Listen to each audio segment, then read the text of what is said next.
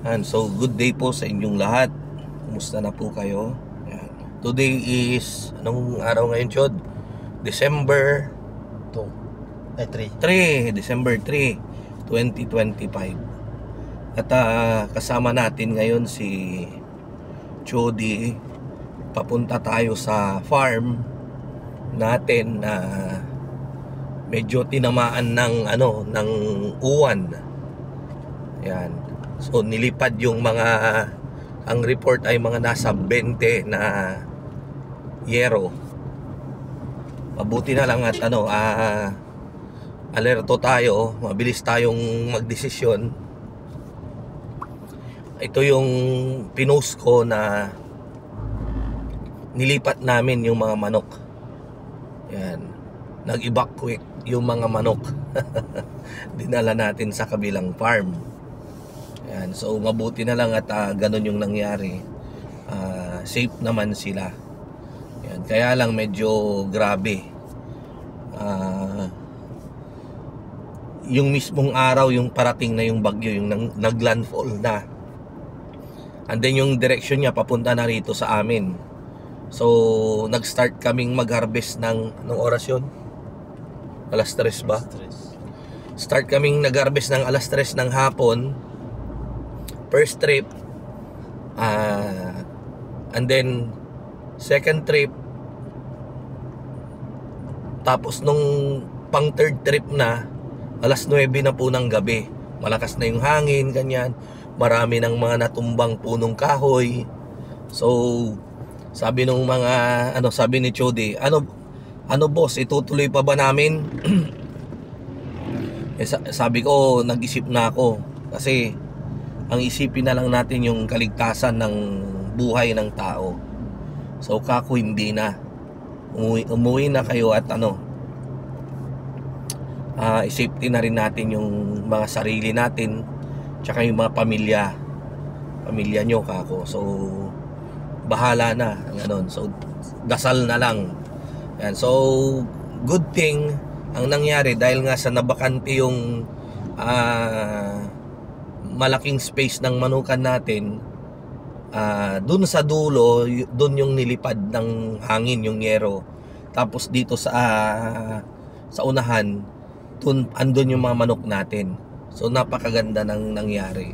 So talagang dun natin makikita na may awa yung Diyos sa atin.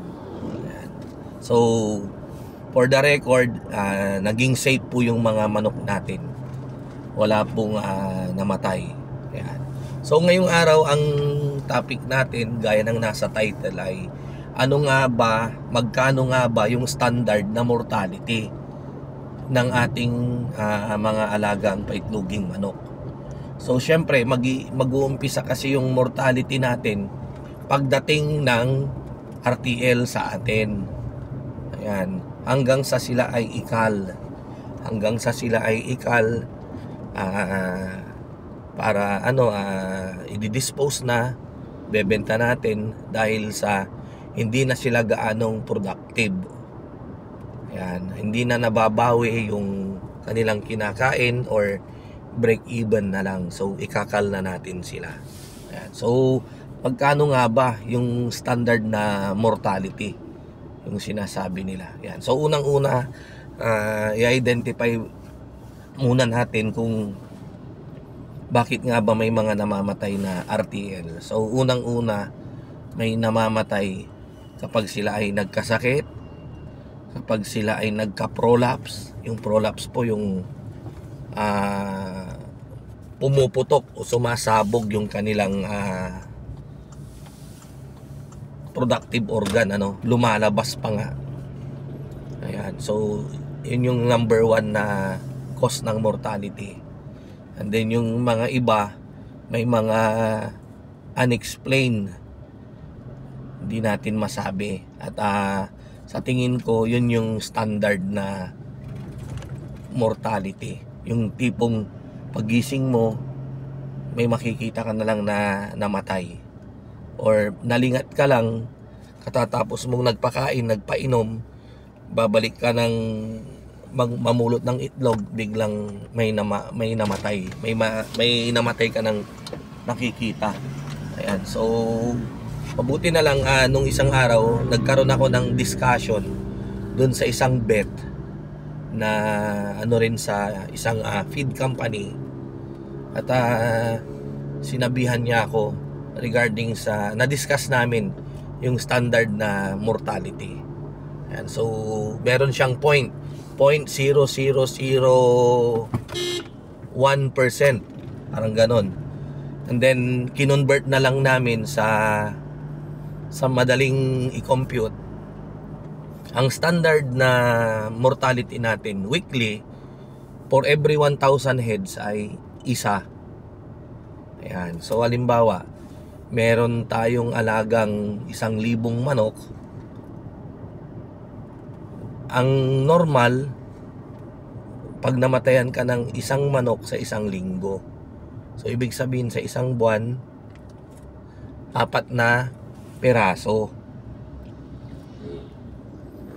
So kung 4 na piraso yan, at i-multiply natin siya sa 87 weeks, ano, sabihin na natin yung manok natin mamamalagi sa atin na mamamalagi sa atin ng 87 weeks pagkatapos naming ma-deliver sa inyo. So 16 plus 87, 103 weeks, ano. So yan na yung na-discuss natin na ideal na yung nasa culling stage na 103 weeks old yung manok natin. So titira yan ng 87 weeks dyan sa backyard ninyo or dyan sa farm. Yan. So assuming na may alaga kayong 1,000, dapat ang mamamatay 1 manok lang sa 1 linggo. So sa 1 buwan 4 ang mamamatay. So sa 87 weeks, pinakwenta natin kanina kay Chody, lumalabas na 87 times 4 is kano yun, Chod? 348, ano? 348. Ayan. So ibig sabihin kung 348, para siyang 34.8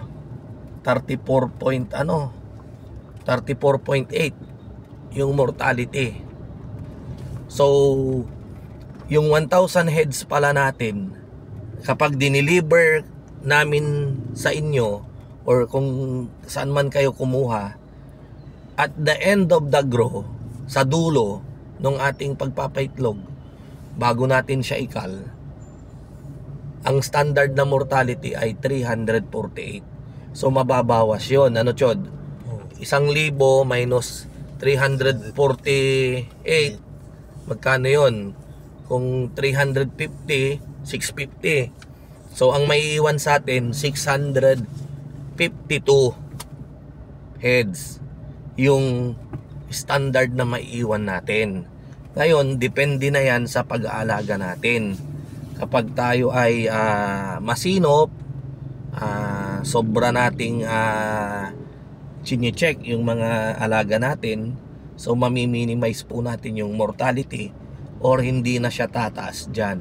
So nasa management na po natin yan. Doon na po yan nagkakatalo. Ayan. So i-check po natin mabuti, magkwenta po tayo.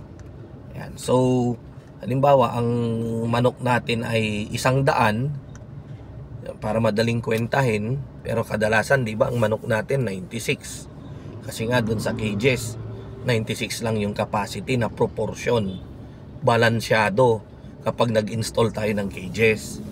Ayan. So kung sakaling 100 pala yung manok natin, pagdating ng RTL dyan sa inyo, hanggang sa sila ay ikakal na, i-dispose na, ang mamamatay pala ay 34.8. Diba? Divided by 10, 1,000 heads divided by 10, di ano yun, 100, or 1,000 divided by 100, kaya 10. Ayan. So yung mortality natin na 348 sa 1,000 divided by 10, 34.8. So ganun yung ano noon, lalabas. So may iwan na 65%, 65.2. Ayan. So dito ko na rin naalala na dati-rati meron akong manok na 7.5 sa isang kulungan, at nung 3 years na siya, 3 years and 2 months na, ang na-harvest ko na lang ay 51% or 52%. Ngayon nung ini-explain ko sa inyo sa mga nauna kong video, sabi ko kumikita pa rin. So medyo nagkamali tayo ng kwentahan doon. Sa next video natin, i-discuss naman natin yung kung paano mag-compute ng percentage, diba? Kasi nga minsan pag ang alaga mong manok 100, ilan ang itlog? 17 piraso. So ibig sabihin 70%. Yan. Pero yun pala, paano yung namatay? Diba? May namatay eh. Bakit doon mo pa rin binase sa original na bilang ng manok mo, which is mali na. Yan. So sa susunod na video, yun yung i-discuss natin. Yan. So I hope na nabigyan ko na naman kayo ng panibagong idea, most especially sa topic natin ngayong araw, yung magkano nga ba yung standard na mortality ng ating mga alagang paitloging manok. So from the data, from the idea na binigay ko sa inyo, kumpara nyo na lang yung mga mortality ninyo dyan sa inyong mga farm, dyan sa inyong mga alaga, So pag tumas doon, syempre matas pala sa average, sa standard. Makikita rin natin kung tama lang, and much better kung wala namang namamatay, di ba? Ayan. So comment nyo lang po dyan, comment nyo lang dyan yung mga experience ninyo dyan sa mga inaalagaan ninyo. Ayan. So hanggang sa muli, at timing din, malapit-lapit na rin tayo sa farm. Siguro mamaya i-vlog natin yung tungkol naman dyan sa sa pag-compute ng production rate, Ayan. So mabuhay po tayong lahat, at God bless.